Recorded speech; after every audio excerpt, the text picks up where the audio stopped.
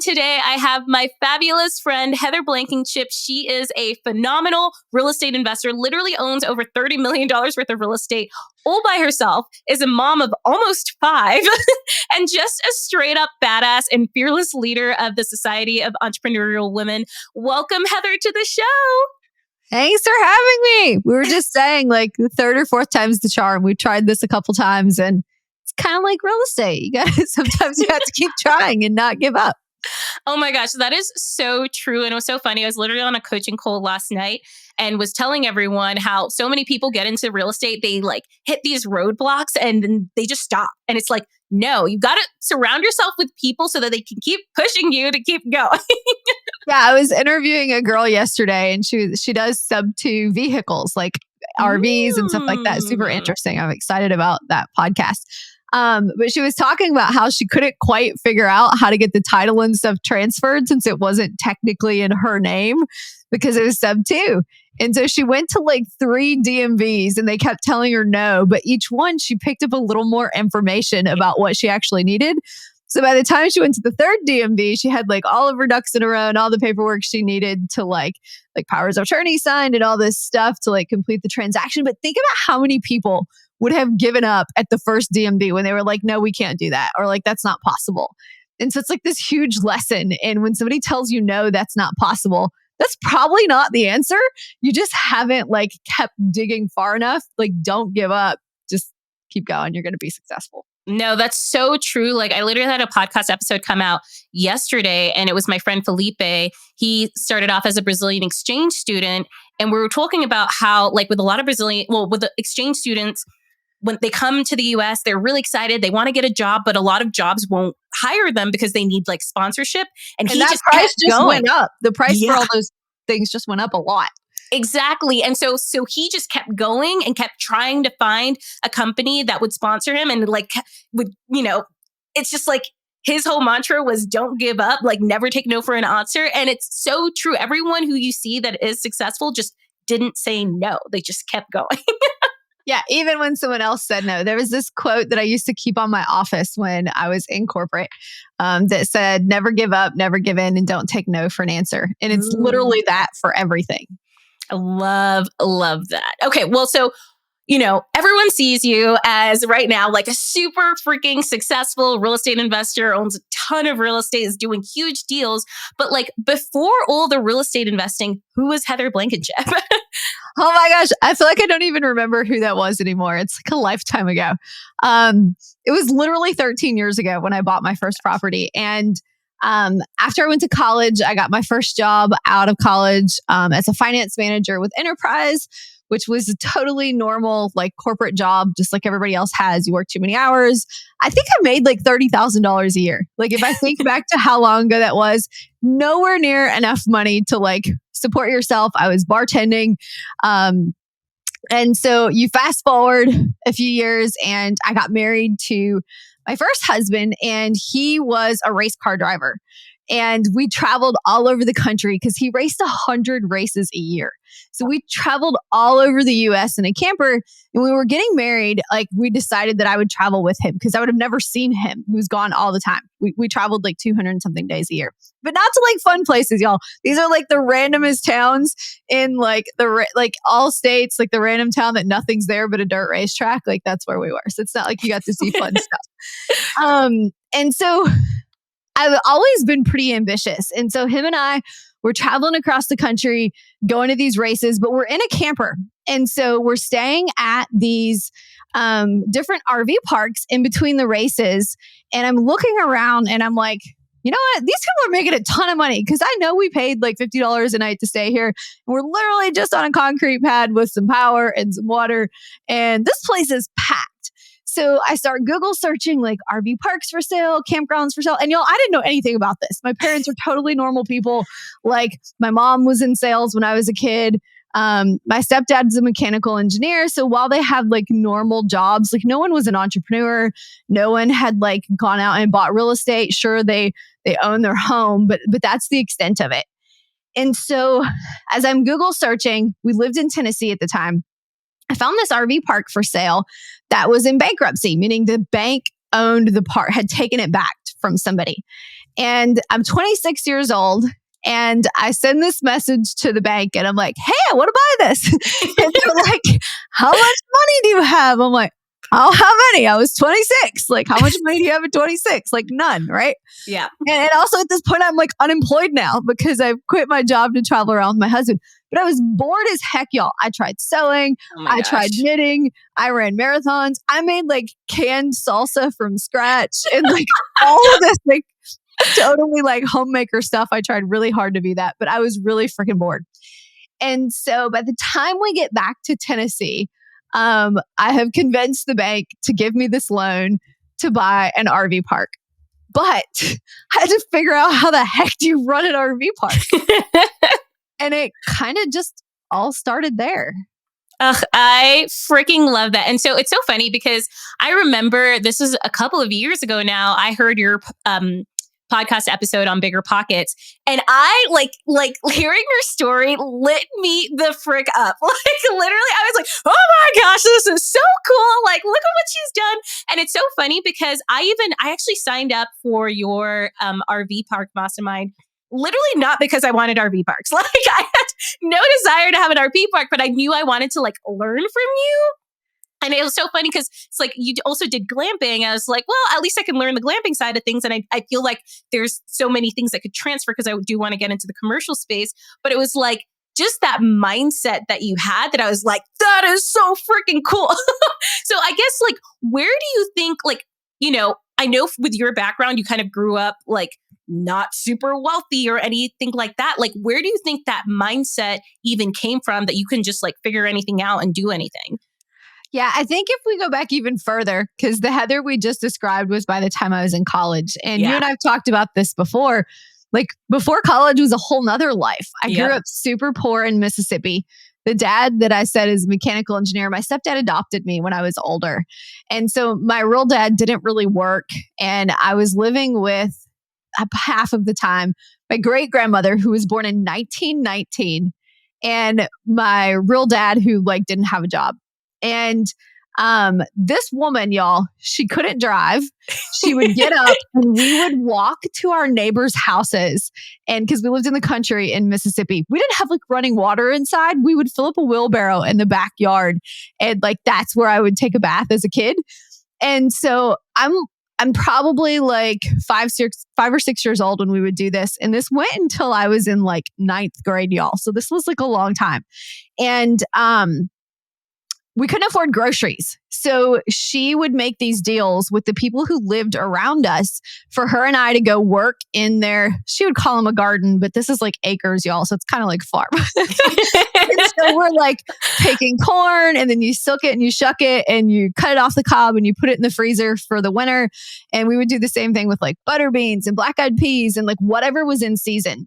And so for us to go work at their farm, we got to keep half of what we picked. The other half went back to the people who own the property and we got to keep half of it. So my like weekends and summers and spring breaks were like silking and shucking corn on the porch. We didn't have air conditioning and it's like so glamorous. hundreds of years. But looking back, that was super fun. And she was a totally insane old lady. I can remember us like coming upon a snake and all she had was like a 2x4. And this woman was old, y'all. I was born in 1984. So think about how old she was even when I was born. She like took this 2x4, beat the heck out of the snake. Like she was just crazy.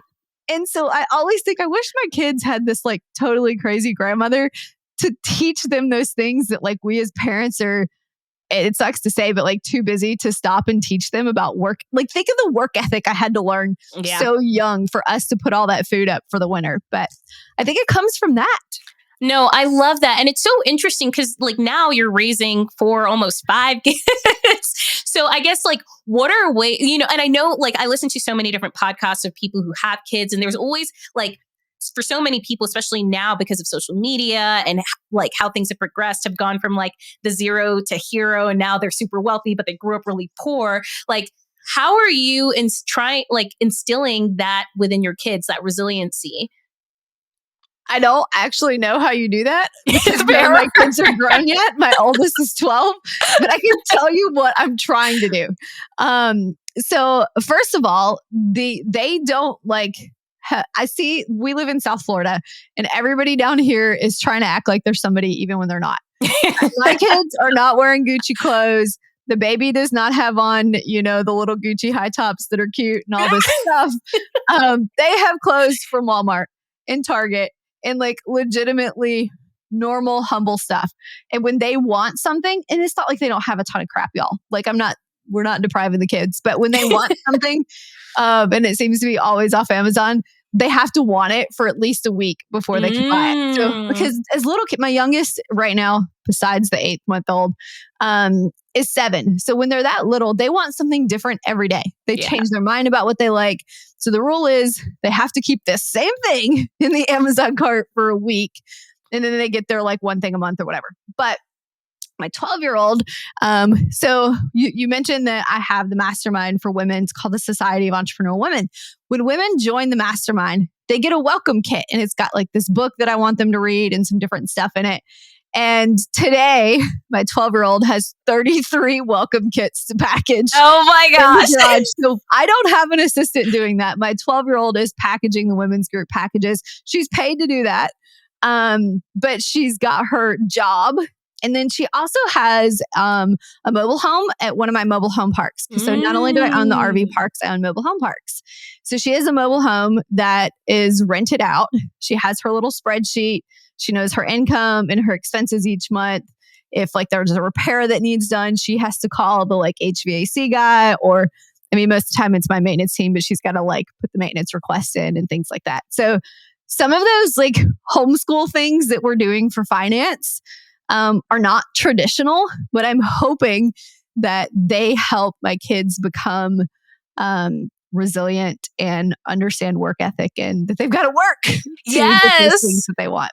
Okay, I freaking love that. I literally love that. That is so smart. And it also just kind of shows them, it's like you're teaching them also, it's not even just hard work, but like the power of entrepreneurship, right? Too. And like how to actually run your own business and how to manage things yourself. Because I think what a lot of people don't understand too, when they get into the real estate investing space, it's like, you're the boss now and you're the person who has to figure out everything. There isn't anyone else. Like there's it has literally to be no one done else. Today. It's you. Yeah. If someone calls in sick, it's you. If someone quits, it's you.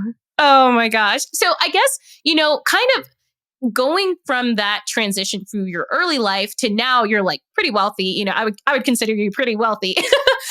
Did you ever have to go through any like limiting beliefs that you had to work through? Like, how some people, it's like when people win the lottery, right? It's like they don't know how to manage their money and it's like all their money is gone. So I guess, did you ever have to go through any mindset work or limiting belief work to kind of feel like you were embodying like the wealthy woman, I guess? So I didn't get this like giant lump sum of money, right? So I had to continue to use those like budgeting skills along the way. Because when I bought that first park, it was literally owned by the bank because it wasn't making any money. So I had to go figure out how to turn it around. And that first payment was $18,500, y'all. So I had to really quickly figure out how the F do I run an RV park and like budget accordingly, right? And pay some of those bills. And it probably took me 3 years. And like, I don't think people on social media are usually real about how long it takes you to like start making money. They act like it's an overnight thing or like you can quit your job tomorrow. And it's something that takes time. It's not winning the lottery. And so I think where it took me years to build up to like, okay, we're paying all the bills, we can breathe and then start growing from there, made that easier. And one of the reasons was after I had bought the RV park and had turned it around, it was probably 5 years in, I started working at one of the largest brokerages in the country and learning the other side of it because I had learned to be this like business operator running the RV park, but I didn't really know anything about real estate or investing. And so once I became a commercial broker, I started learning about cap rates and how money works. And I had just bought this duplex. This was like 7 years ago. I bought a duplex for $90,000. And I own I don't think, maybe you can find a $90,000 duplex now. You can. Well, I mean, I literally, like, one of my students, it's not 90, but hers is like 130 that she found. I'm like, that's a really good price. That's a really good price, right? It's specific markets you can still do that in, right? But it's not the norm to find $90,000 duplexes anymore. And I only needed $10,000 down because the bank was giving me a certain kind of loan then that I only needed 10% and I needed a little bit of closing cost. And so I saw what I could do with that $10,000. Like, I saw that I could buy this duplex and like the one unit paid all the expenses. The other side was my cash flow.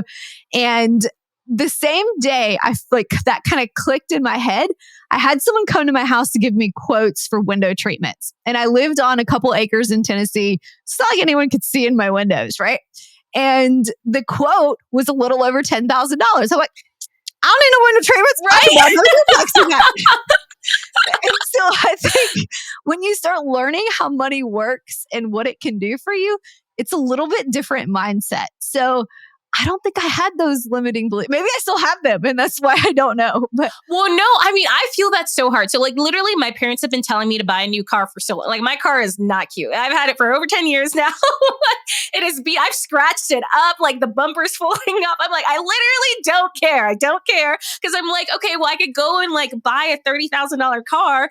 Or I could just go buy a house, and have some more cash flow coming in and buy assets that will help pay for that car, right? And it's just like, once you get into that mindset of like, okay, well, I could just spend it on something and never get that money back, or put it towards something that's going to keep giving me more and more money over time, it's just like a no-brainer. It becomes so addicting. Well, and I think as like that's progressed, obviously I have almost 300 units at this point. So I have enough cash flowing units that it's not like I can't buy stuff, right? Right. And so you start picking stuff like, for example, sometimes I still shop at Target, but I might buy that Gucci purse for myself. Yeah. The kids aren't getting it. But I feel that so hard. You like pick and choose like what you're into that's expensive versus what is not. Like some people, it's like vacations. Yes. Or like your travel budget versus like the size house you have because you travel more. Like it's like, I can't have everything until like some certain point. You gotta balance it. I literally love that because I posted this the other day on my Instagram. So like my mom, she loves designer stuff. She's like, I saw that post. Gucci, Hermes, everything. She loves it. Yeah, she literally loves it. I've never been like that. Literally, like I remember my mom bought me like Louis Vuitton, like a tiny Louis Vuitton purse. I think it was like $300 or $400 at the time for Christmas. She was like, oh, she's gonna love this. Never used it. Stayed in the box. Like I'm just not a designer girly, but I spend my money on trips and on like crazy hotels and things like kayaking in the glaciers, just because at the end of the day, everyone spends their money on something. So it's like, don't feel like, I really tell people, don't judge other people by the way that they spend their money, but also be conscious of like where you're putting your money and making sure that you're getting some sort of return from something, right? It could be real estate, it could be stocks, it could be maybe you're investing in a business, maybe you're starting a business, but you need to be putting your money into something that's going to keep returning that money as well. Yeah, it's a balance, just like everything in life. Like we can't have cake for dinner every night. Otherwise, we're not going to be here. So it's a balance with making sure that you're not overdoing any of that. Oh my gosh. So I guess tell me about those early RV park days. Yeah, those were tough. So I got pregnant. I just saw, you and I are always talking about social media. I just saw a trend talking about how, oh wait, you did it. And I've got it saved. I don't know how I did it, but I did it. It was hard. I have been pregnant for like every big deal I've done, right? Because when I bought that first RV park, I got pregnant the same month I bought it. So I was like pregnant, shoveling mulch and like doing all of the stuff, because when you buy your first property, a lot of times you don't have the money to hire out people to do this. And some people do, right? Like we're telling the story of like the normal person who buys it. There are for sure people who buy it and they have this budget and they're hiring everything out and they're not having to do any of that. That was not my story. I was trying to figure out all of it. So I have this other baby. And so I've got one baby strapped to me and like I'm carrying the other one. I even at one point had a maintenance man with a baby strapped to him. Oh my God. That that maintenance guy still works for me. Like, Aw. there's just been having a baby. Like, it didn't stop me having a family with that. Yep. Like, I'm having my 5th baby now. I'm growing my women's mastermind at the same time. We're working on this hotel project. Like, I think the early years, it was just a little more like a controlled chaos because I didn't have the budget to have any help. Like now I have a part-time nanny who is here helping me with the kids part of the day so that I can do things like this without them like hollering in the background. But they were coming with me for everything. I slept in the office floor the first 6 months because I didn't want to take the income from one of the sites. Like it was a lot of work. Yeah. No, I love that. And that's what I tell like anyone who's just getting started. You know, some people want to hire out right off the bat. Like, it's like, even if you do have the money to do it, I always recommend like everyone try and DIY it. Like your first deal, if you can, try and just like get in there. Things you shouldn't DIY. Fair. Although to be fair, I did some electrical work on one of my last properties and we figured it out from YouTube. Okay. And I'm like, you just learn so much, right? Because now when I talk to an electrician, I'm already like, no, that's what like, and start rattling things off. And so that's one of the things I tell people when they're like, if I buy an RV park, do I have to live there? I'm like, well, technically you don't have to live there. Yeah. But if you haven't owned any investment properties yet, and you haven't done any type of entrepreneurship, it's going to be really hard to manage a team because you don't know what you're managing. Yeah. You don't know, like, for example, that property has, 36 like short-term rentals, whether they're tiny homes, glamping tents, rental campers. They're all on Airbnb, but I would not, they're weird. They're not like a house where you can like ask other people, how long does it take to clean a, 3-bedroom, 2-bath house? And you're like thinking through how your cleaner works. I need to have been there and known how long it takes them to turn over the cabins. And I call them cabins. They're tiny homes. They're like 399 square feet, right? Yeah. But they still have a kitchen to clean. They still have a bathroom to clean. You still got to strip beds, make beds. So I know that it takes about 30 minutes unless someone's totally destroyed it, which usually with that many of them, there's 1 or 2 that are like a bunch of dishes to wash and things like that. But I need to know from like budgeting my man hours on that property, how long it takes to turn over one of those. I need to know how long it takes to clean the pool. I need to know how long it takes and how often those pool chemicals need to be checked and all those different operational things to be really efficient at that property. Now, could I learn that not living there? Probably, but I would need to go visit often. Yeah. And if you don't live close enough to visit often, then that doesn't really work. So I think having that first deal that you get really hands-on with makes you so much better of an investor than if you just are kind of the money person and kind of overseeing the project. Completely. So I guess, for anyone who doesn't know, what exactly is an RV park? And then I know you have mobile home parks too. Like, what's the difference between those? Sure. I think that's one of the things that has a huge misconception. Like the words are used interchangeably. I even noticed at one of the huge real estate conferences that we were both there. They had these little badges of like the types of like investments you make. And they had RV parks and mobile home parks like grouped as one asset class. And you're like, no, so different. That's so different. So RV parks are like, RVs are the things, recreational vehicles. People drive down the road or pull down the road with a truck. And they're registered at the DMV just like a car would be, like, or a trailer. And people, there is an affordable housing version of this. Some people do live in them long term. But then mostly what we're talking about is the people who live in them short term. They're on a vacation. Lots of them have like hundreds of thousands of dollars like campers, and their average stay is like 3 days. And they're kind of on road trips, essentially, kind of like you did from Colorado. And they're traveling around and they're going on vacation. So the RV park, people are going to have outdoor hospitality. You have a store because they've forgotten stuff. Someone's checking them in. Which some of that stuff's getting automated now, but those check-in process still needs to happen in some form. They're going to be making a reservation, so you need some type of software. It's really running like a short-term rental or a hotel. Now, mobile home parks are affordable housing. They cannot pull those mobile homes down the road with their car. While some may try, it's not going to work out. Slightly concerning. They need like a moving company that specializes in that to move those mobile homes. And most of the time when somebody puts a mobile home in a park, it stays there forever because it's going to be $5,000, $6,000, $7,000 to move that mobile home. And in affordable housing, they're just not going to have that. And so that is closer to mailbox money because those people live there. Most of them don't move. They own that home unless you have park owned homes versus tenant home homes. And that's a whole nother conversation. But they're renting the site from you. A lot of times they're direct builds. So they're paying their own utilities. You're simply supplying them with the lot. Maybe you mow the grass. Maybe you have some like snow removal or something. But generally, it's a pretty hands-off operation compared to a lot of asset classes. RV parks are totally wild and like a resort. So you're like, but they also have way better cash flow. So you get the cash flow and the appreciation with the people staying in the short term. Yeah, I mean, because I know you said that for your park, you've got like 10 different streams of income from one RV park, right? So I guess what are the different streams of income? Yes. So the RV park has, oh my gosh. So you start with your RV site rental, which is the obvious part, right? People are staying there to bring their campers. Then we have the tiny homes, like we were just talking about, and the glamping tents.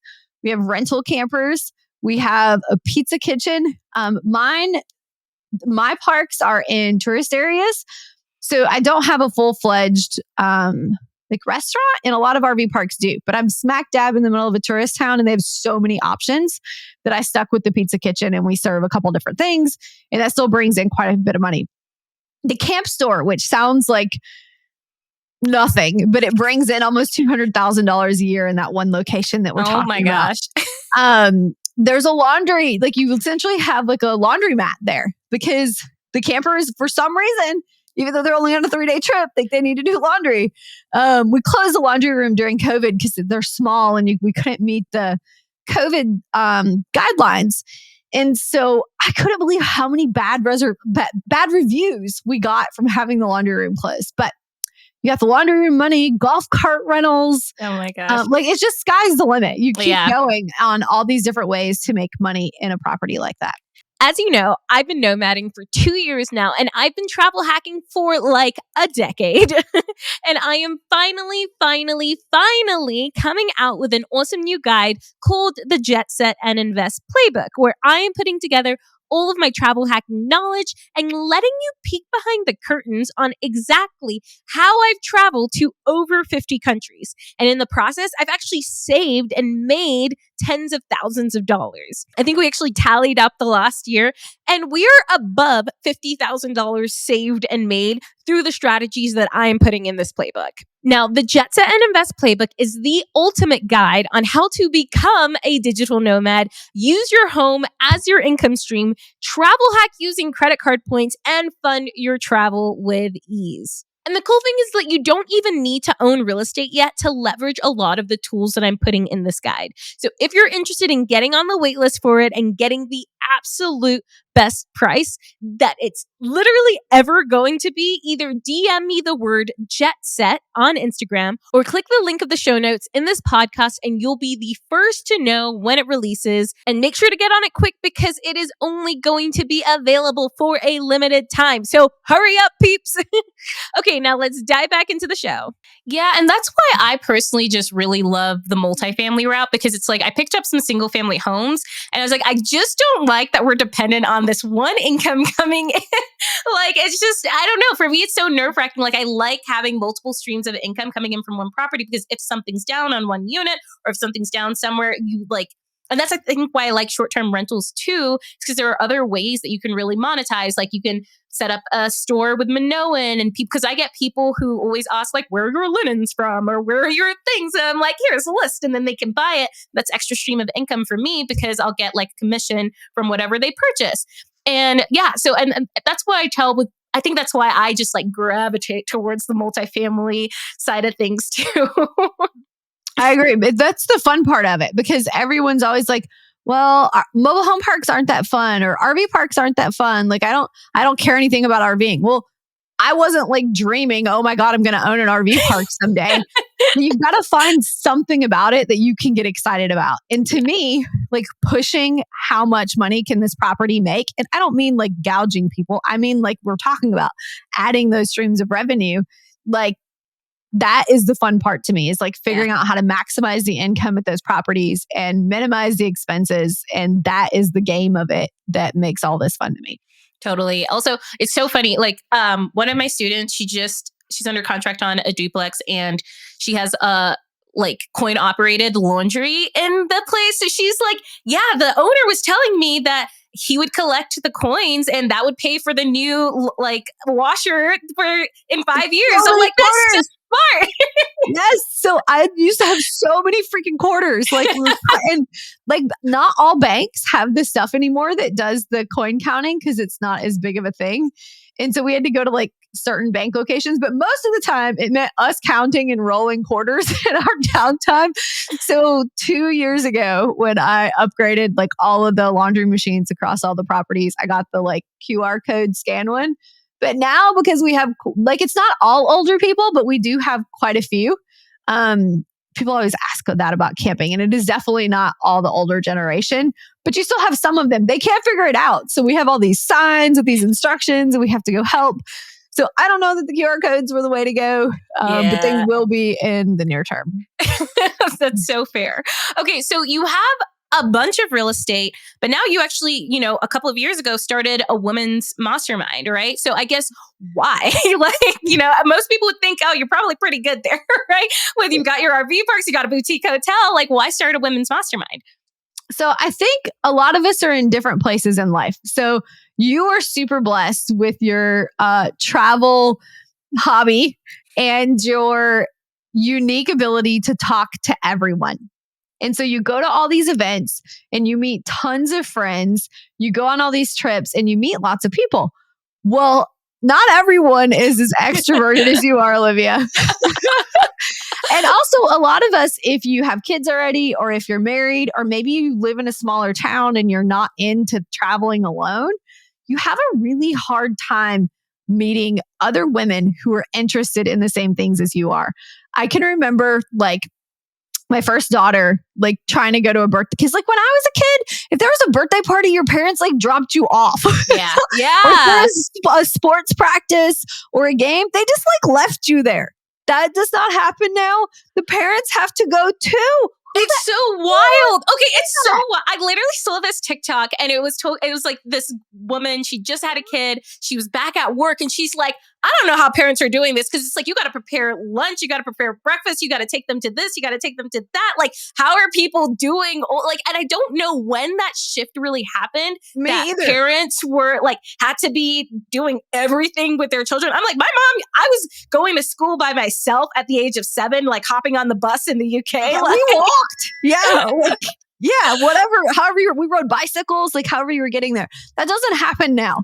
So like people are busy, like going to these things with their kids. And so I went to this birthday party with my daughter, and I was totally miserable. Like my kids are homeschooled too. And we joined a co-op, and like just the conversations that other moms were having, and they just like made me seem like I was this like awkward introvert that didn't want to talk to anybody. But in reality, I just wasn't interested in the things they were talking about.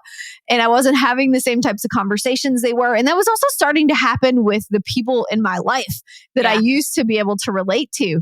And so I was feeling really, really lonely. And so I started going to some more real estate events. And this is before everybody went crazy over short-term rentals. Because remember, I started like in the Stone Age. My kids keep asking if I was alive in the 1900s. Oh my God. Mom, did they have telephones when you were born? Oh my gosh. Yeah. And so I started going to these other real estate events. And when you go to commercial events, especially, there's like 10 other women there. And like 3 of them are someone's wives. 2 of them are old ladies. Like they just know it was really tough. And so I started posting videos on social media maybe 3 years ago. And I started getting messages from all these other women who were like, oh my gosh, I can't find any other women to be friends with. And so I started a women's mastermind. And now we learn about real estate and business, but we also like go on fun girls weekend trips together as well. I love it. Yeah, I know. I've been to 2 of the retreats, and they have been so fabulous. And it's just also so fun to be around people who are really striving for a lot in their lives. Like they're really like pushing themselves and wanting to grow and wanting to learn. And I think sometimes, especially like, I know when I caught myself in this, vicious cycle in my corporate job where it's like, you're just kind of doing the same thing every day and you don't really know where you're going. You're just kind of letting life happen to you. Like maybe you'll get the promotion, maybe you won't, but it's like, no, these people are really taking control over their lives and like doing it the way that they want to do it. And something that I admire about you so much is you literally are so adamant about doing life the way that you want to do it. I might be a little stubborn with that. But what's also been interesting about meeting all those other women, listening to you describe this makes me think of it.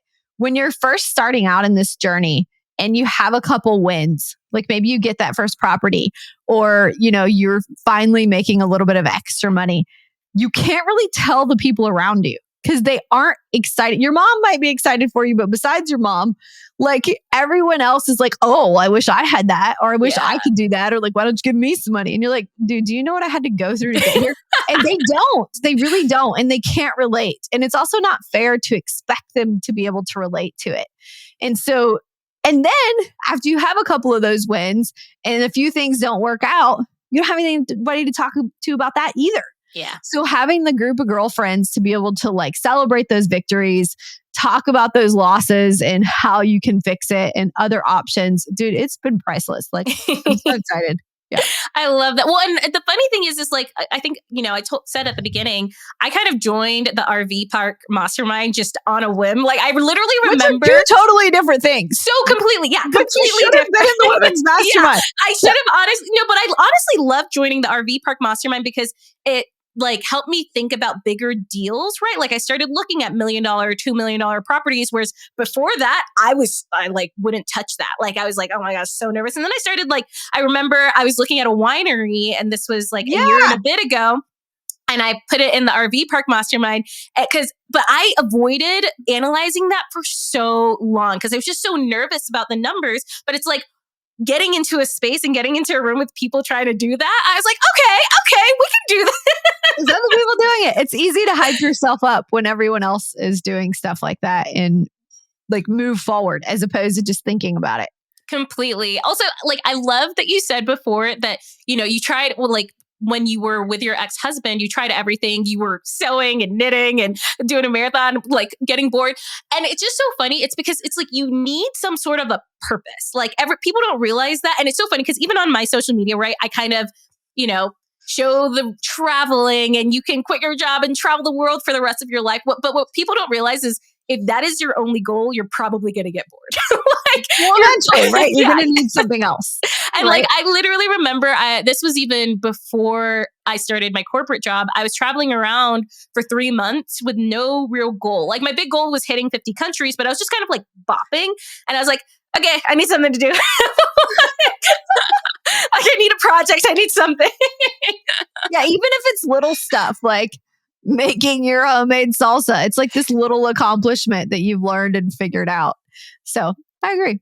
Completely. Okay, so I want to, and we're going to go a little bit more personal here, but you have your ex-husband. You're now recently remarried. So I guess how did that come about, and how did you decide that you wanted to get remarried? Yeah, so I got remarried almost 2 years ago. And dude, y'all, I got pregnant 2 weeks after we got married. And then I got pregnant 6 weeks after we had that first baby. So we've never really been married, like not pregnant. I am so looking forward to like not being pregnant and being married. I've never known you not pregnant. You know what? You just say that right now? They're like, Heather, I've never known you not pregnant. Like, can you just not be pregnant at the next retreat so that you can go have margaritas with us and you're not so tired you're going to bed? So how did it happen? So I've been divorced 7 years, I think, because I was pregnant with my third child when I found out he was having an affair. And that's a whole nother story. But after I healed and like moved on from that, I probably went on 200 dates, y'all. Crazy. Like literally 200, and I'm not exaggerating. I treated it like it was evaluating deals. And so you're like, nope, that doesn't fit my buy box. Nope, that doesn't fit my buy box. And getting really specific about like what I wanted in a partner, as well as in reality, my ex-husband isn't really involved with the kids' lives. So this person was going to be their father figure and the one that's around on a daily basis. And so I went on a ton of dates and got married again to someone who's from another country, which wasn't necessarily something I ever envisioned. And it comes with its own struggles, but it also comes with some really interesting, unique things you can add in because they have different traditions that the kids get to learn. My husband speaks Mandarin and Cantonese, so the kids are learning Mandarin. And it's been an interesting journey. I love that. So I guess what were the values that you were looking for when you were like looking for a new husband? Yeah. So I am really, I don't even know if this is a value, but I am probably I'm pretty impulsive. We've talked about this before. Yes. We've described it as educated impulsiveness. And so when we were driving, we were just in Tennessee, the whole family, and we drove back and like literally as we're passing Orlando, we're like, let's stop at Disney for the night.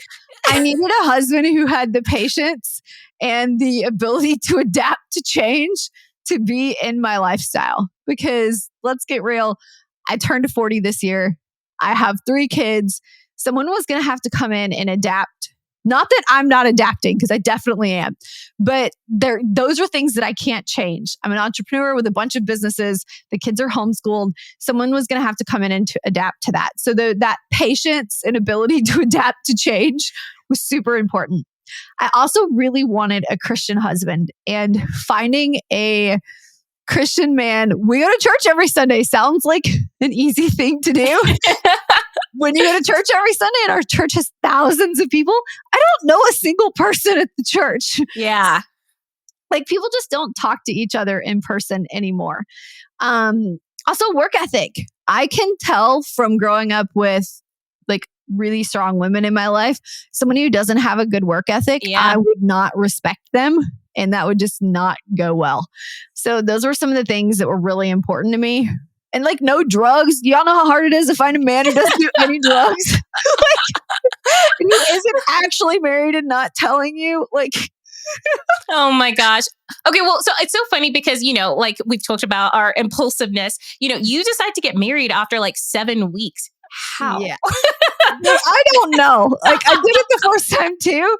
Apparently the first time I got married and we just went to Vegas and got married after not that long. Oh my gosh. So, I don't know.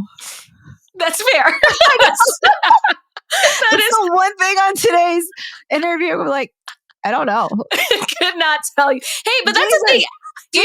Like you go with it. And I think that's like such a beautiful thing about you is like, you like will jump in, but you're so committed and you will go with it and you'll figure it out and you're going to make it work. And that just shows like, you can see that with all of the businesses that you've created. I know with the women's mastermind, for example, like this isn't the first time you tried to create a women's mastermind. You tried to create it multiple times before, but that's such a like incredible character trait. Well, and with you asking about getting remarried and people see like my stories on Instagram and my husband and I cooking together and him going with us, like, I don't want y'all to think that it was like easy. The first year we were married, we almost did not make it. Like we literally had divorce papers drawn up because it was so hard. And I want to say the cultural differences probably made it even tougher. Yeah. But we worked through that and now everything is really great. And I feel so freaking blessed to have a helpful husband because I didn't have that before. He was actually a physical therapist when we got married. And starting in January, he is now a stay-at-home dad, which has been a huge transition. Yeah. Because with a 5th baby on the way, I cannot pull off homeschooling all of the kids, because all of our food's made from scratch too.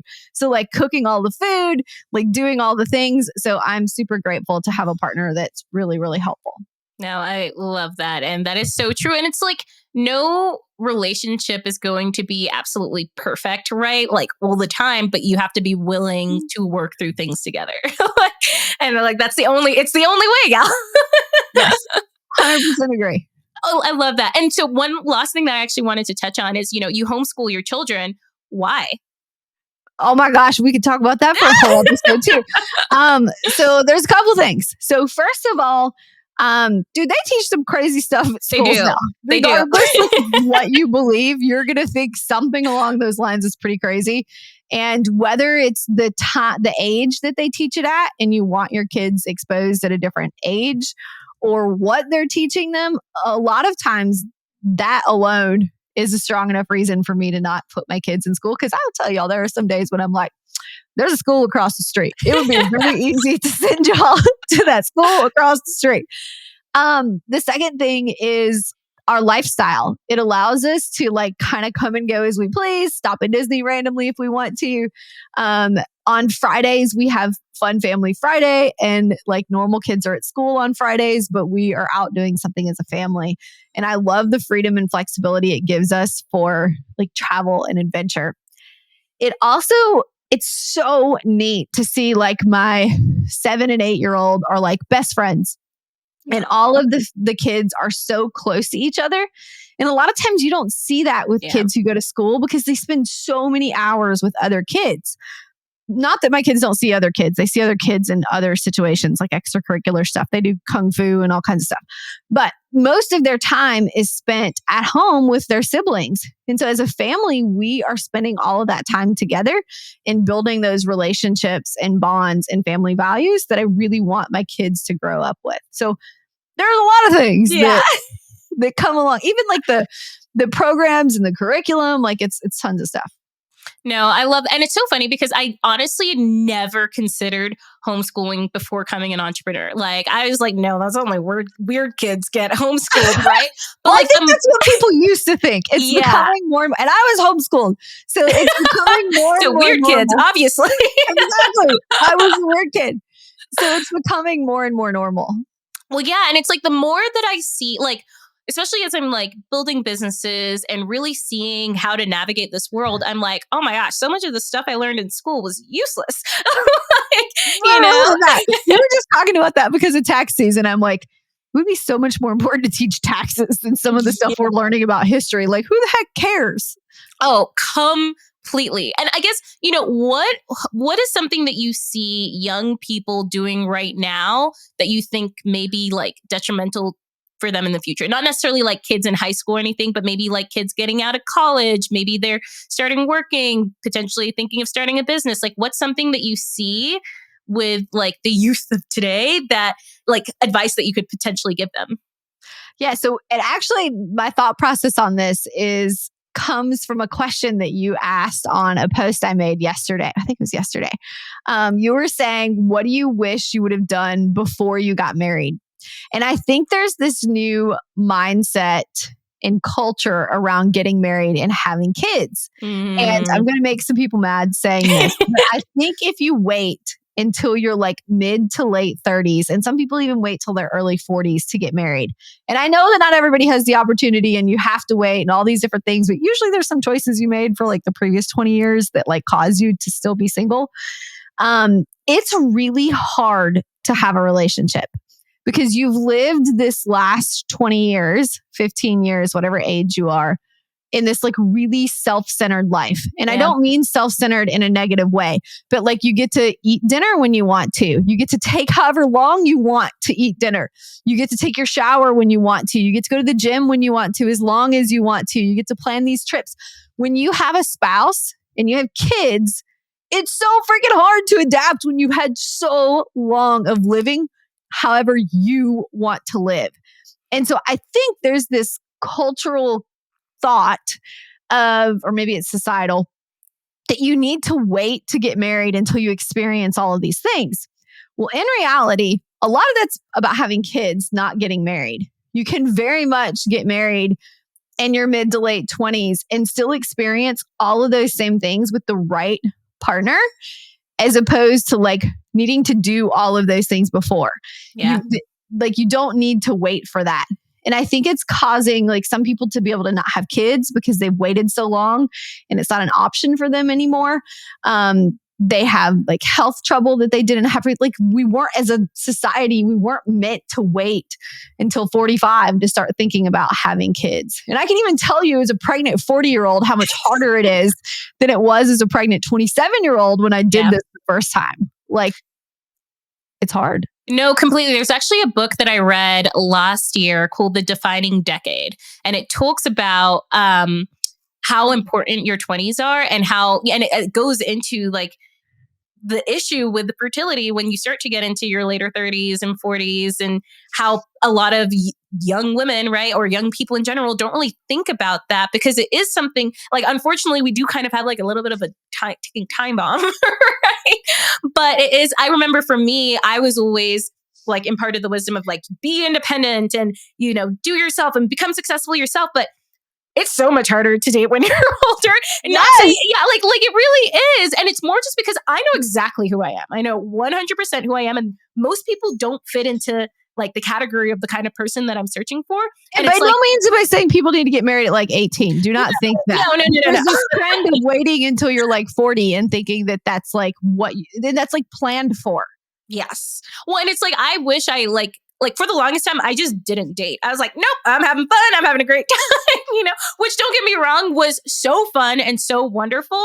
But like, it's almost like I'm like having to learn and like catch up sometimes. And it's like, I saw this post where it was basically like, people dating in their 20s, it's like you're two startups. You're starting together, you're kind of developing systems together, and you're growing together, and you're creating it as one, right?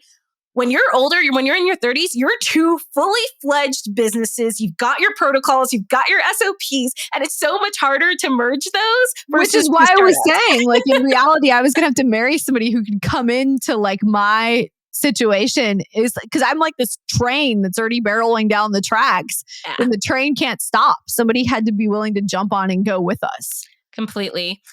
Amazing. Well, this has been so wonderful, but I want to ask you these 3 last interview questions that I ask every single person. So number 1 is, what does your ideal perfect day look like?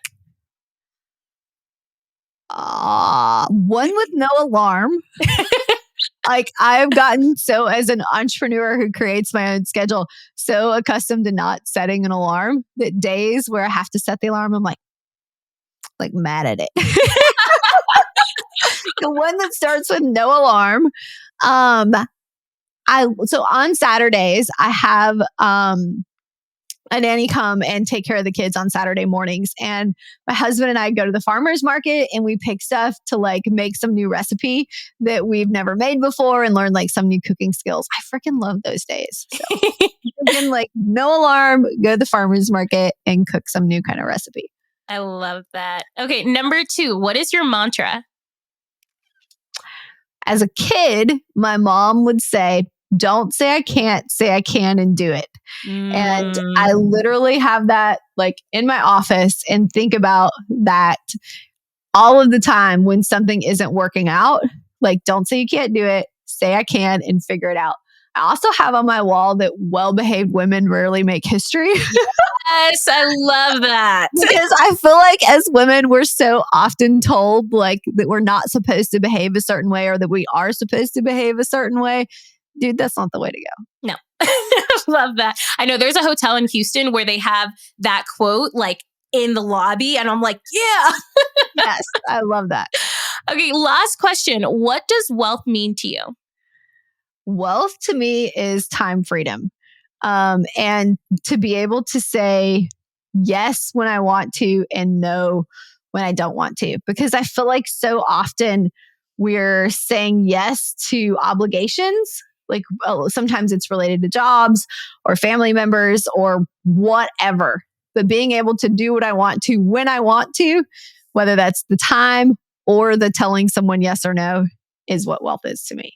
I love that. Amazing, Heather. Well, where can people find you, reach out to you? Maybe they want to learn more about RV parks, or maybe they want to join the Women's Mastermind.